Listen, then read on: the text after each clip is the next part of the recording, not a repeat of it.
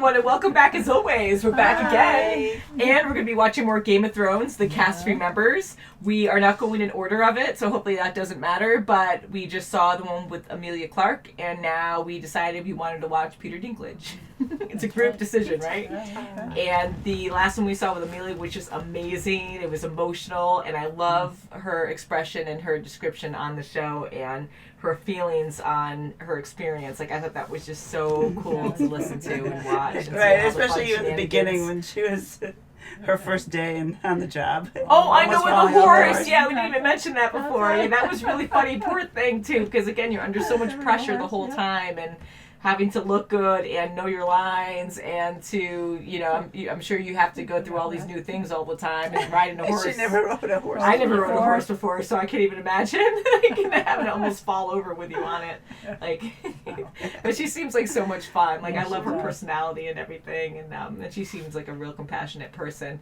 I also love Peter Dinklage. We love him as Tyrion, so I'm sure he's going to have a lot to say as well, and I think we should just get into it and see what that entails. You bastard. Is that what you just said? No, I don't know. Just filling in the blank. Let me give you some advice, bastard. Oh, it is bastard. What the hell do you know about being a bastard? Oh, look how young he is. All dwarves are bastards in their father's eyes. I get Tyrion yelled at me more than I get Peter yelled at me on the streets. It's always disappointing when people think I am Tyrion. When they're disappointed when they get into conversations with me, they're like, "You're not as witty." This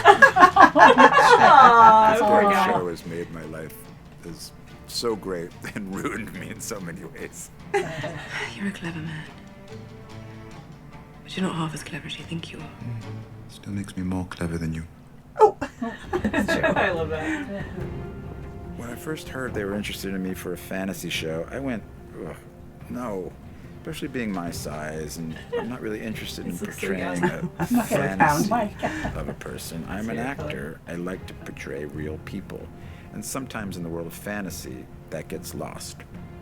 This was the opposite because of the relationships between these characters, because of who Tyrion is, how flesh and blood he is.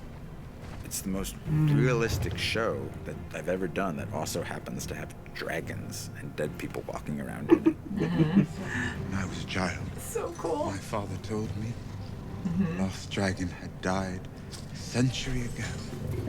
I want him to have a dragon. But here you are. I think a lot of fantasy is heavy on the dragon and light on the character. We're the opposite. Next time I have an idea like that, punch me in the face. I know, I love yours. I really miss Charles Dance, who played my father, Tywin Lannister. We had such a great chemistry and a great friendship. Completely opposite. Despite our on-screen relationship. The greatest thing about Tyrion, for me, the actor, is I think I got to work with everybody, which is not true for all the characters. I'm very fortunate to work with the greatest cast. Everybody is so professional and so incredibly kind and generous to their fellow actors. There's not one bad apple in the bunch. There never has been.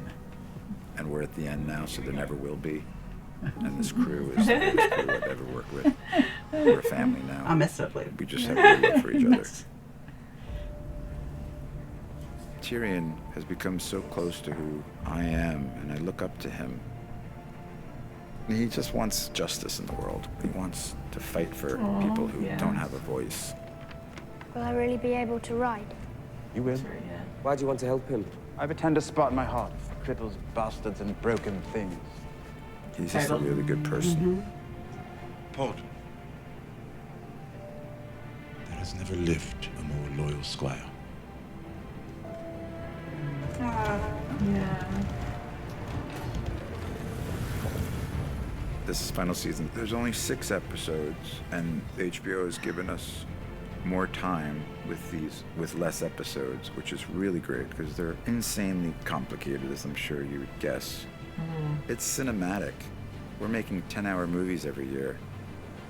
We're so privileged to be part of something like this because it's beautiful, no matter how hard the days and how long the days and how much makeup you're under or whatever it is.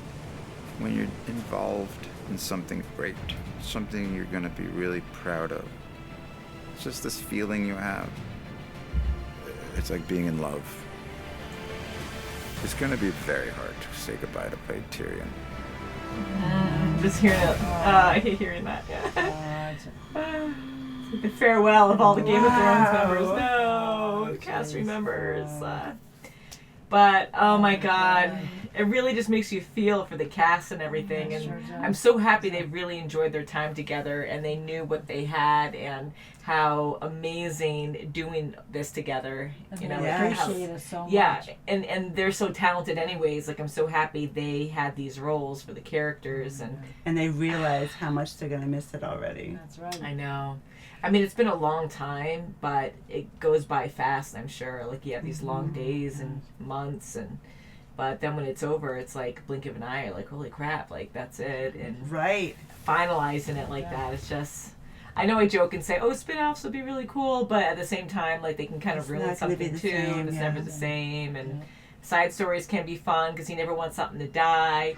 When we watched The Lord of the Rings, we really loved that. And then we started watching The Hobbit, which, again, like I know some people like The Hobbit more than Lord of the Rings and vice versa.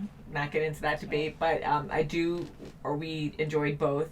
But it was cool to actually still like be in that world. And I know a lot of people didn't care for The Hobbit because it kind of ruined the story a little bit of Lord of the Rings, but I enjoyed it and I love being in that world again, so I kind of want that. And I'm like, I know they're probably not going to do that, but it is true, like what Peter Dinklage said, where you have this fantasy show where you have all these crazy magical creatures, you have dragons, you have these walkers and all kinds of other things that we've seen, and yet it seems so real, and you have these really bad realistic events that happen that Yeah, all really these shock the heck out storylines of that you are to keep just it light. all intertwined with each other and so complicated and so interesting and you know, very adult.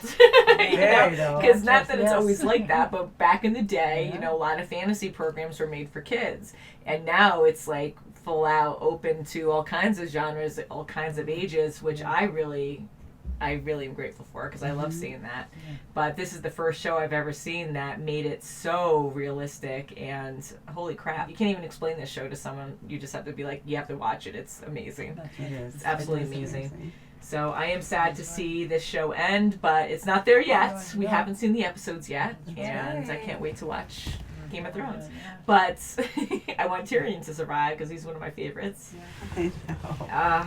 I know. And he is very clever. Yeah, we don't really watch behind the scenes stuff, so it's kind of cool to see this because we saw a couple things I think on the channel a long time ago. But this is really cool to see this and kind of freshen us up for the season to come. Absolutely.